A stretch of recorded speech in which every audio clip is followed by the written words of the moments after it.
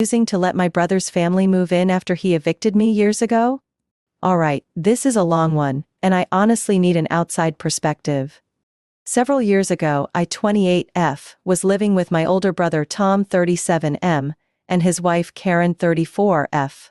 I had just graduated from college, had a pretty bad job at the time, and was struggling to make ends meet. Tom had a house with a guest room, and he told me I could stay with them for a while until I got back on my feet. I was beyond grateful, and I made sure to help out however I could, cooking, cleaning, buying groceries when I could afford it. Fast forward about 6 months, I finally landed a decent job, and was able to contribute more financially. I was on my way to becoming independent. Around this time, Karen got pregnant. At first everything seemed fine, but then Karen started dropping subtle hints that they needed more space for the baby.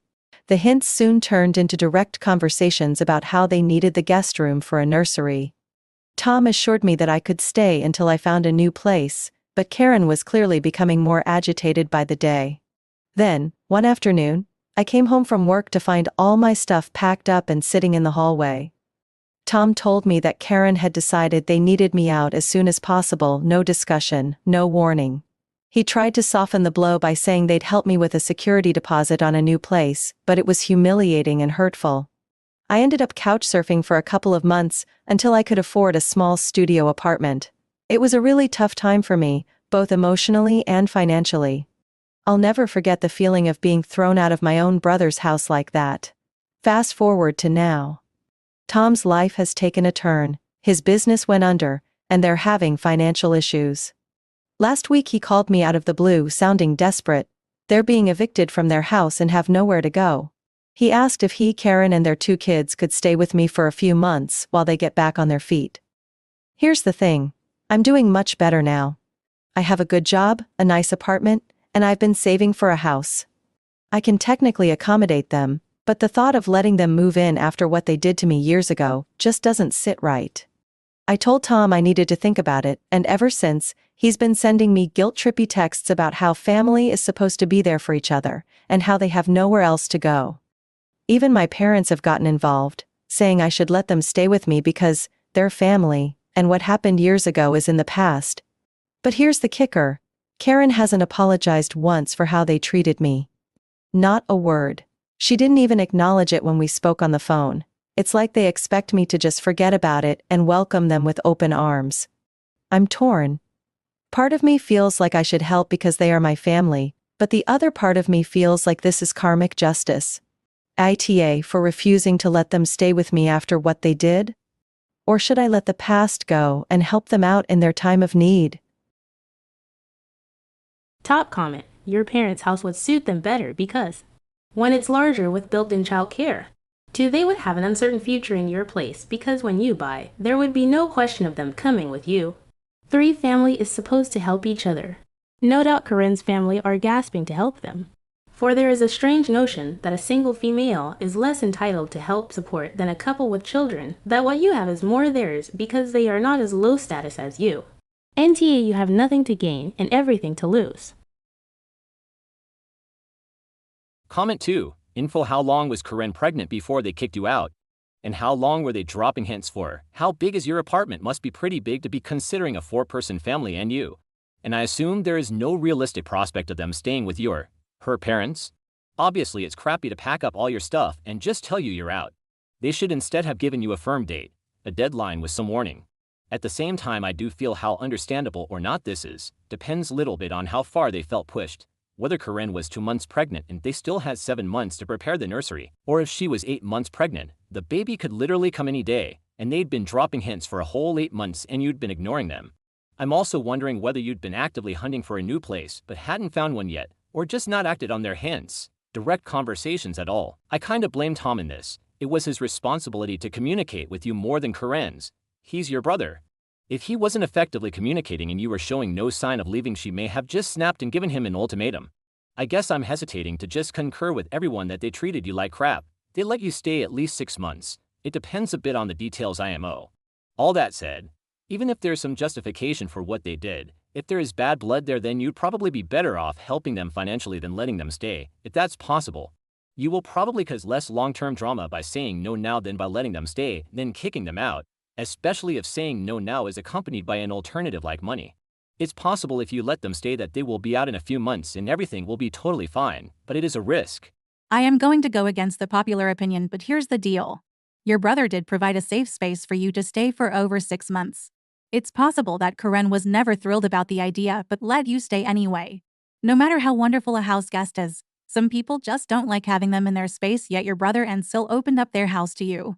You can obviously decline their request, but then do not ever expect any help from anyone. I will go with the mildest YTA possible because you are choosing to remember the hurt. In those 2 months you couch surfed, but not the 6 months when you had a guest room in someone else's home. Comment 4. I gotta be honest here and you sound like an You were taken in for over half a year while you got back in your feet. They got pregnant and had very obvious conversations with you that they needed the room for their baby, but you did nothing to act upon that until she made it much more obvious. Your comments about needing your privacy and safe space seem pretty tone deaf. You had no objection to invading their privacy during your extended stay. I'm not saying for them to move in, but I do think you need to check yourself and get off your high horse. Comment 5. There are a lot of comments here already focusing on you overstaying your welcome. But in all fairness, having just gotten a new job somewhere nebulously in the middle of those 6 months doesn't always mean someone has the ability to afford to move out immediately on their first or even second paycheck. I think it's understandable that a freshly graduated college student might struggle to move out quickly having just found a new job. I think the fact that you had to continue couch surfing for 2 months after they evicted says a lot more than comments in this section want to acknowledge. A new job meant squat in terms of being immediately stable after day 1, month 1, or whatever. You do need time to build up your savings to move out, so I do think you deserve some more compassion. Yes, there's no arguing that 6 months is a long time to stay, but at the same time, it almost seems like these comments are forgetting how hard it can be to get up on your feet, get an apartment, and get all your ducks in a row so quickly. Did they have a right to kick you out or remove you from their house? Yes. Do I think they're for doing it? No, not entirely. Do I think what they're asking makes any logical sense? No, not entirely. For new people in a one-bedroom makes 0 sense to me. I can't give you advice one way or other, but I can see both sides. But I won't opine on your brother and his wife's perspectives because the comment section has already done that so well. Comment 6. ESH. You stayed with your brother and his wife for over 6 months. They were a married couple, and their privacy was compromised, but you just stayed on ... And your brother didn't put his foot down and give you a deadline, say, you have a month to move out, or 3 weeks, or 2 months. He just told you needed to move out but could stay until you found other arrangements. No wonder his wife snapped. Her action, in removing you at once, was harsh and even cruel. She should have been firm and given you a time limit, but both you and your brother ignored her discomfort for a long time. However, if you change your mind and let them in, don't make the same mistake they made. Decide on a fixed period of time that they can stay, and insist that after that they leave. Even insist on a written agreement about it. Comment 7. Look, in the end, according to your own description, you stayed with them for more than 6 months with them. That is quite a long time. Your still gave you hints and you knew that they were expecting a baby. Despite this, you didn't make any effort to look for alternatives and ignored the hints. While it hasn't great that they had your stuff packed, your brother offered to help with security deposit. Quite frankly, you had overstayed your welcome. What else were they supposed to do when you refused to make plans and avoided the issue? Now, instead of remembering their kindness and letting you stay for more than 6 months, you are blaming them for kicking you out eventually. I think that you were ungrateful. It is due to your attitude that many people don't want to help hard to stop as the other person becomes entitled instead of grateful. Comment 8. I really don't get Reddit, man. I guess if you come to this subreddit expect everyone to have a bleeding heart for you. Listen dude, family ... AINT easy. You did kind of get a raw deal. But that's fucking life, my man. You were homeless and your brother let you live with them for months, free. They get pregnant and logically, of course, they need their extra room for the baby who is more important than you, and you get a big old chip on your shoulder about how you were treated. I remind you, they let you live with them for months for free, and had it not been for the baby it would have been longer. You don't have to help them indefinitely, but you are kidding yourself if you think you don't owe them big ol' because you have a chip on your shoulder about Karen. Comment 90s Hop. I know the eviction felt sudden to you, but it's pretty clear you had been ignoring the strong hints and clearly changed circumstances of your brother's life before your eviction. Sure, your brother should have been more honest and told you a clear time frame, but it should have been obvious that once Sil was pregnant, you were on notice. They no longer had a guest room, they had a nursery being occupied by a guest.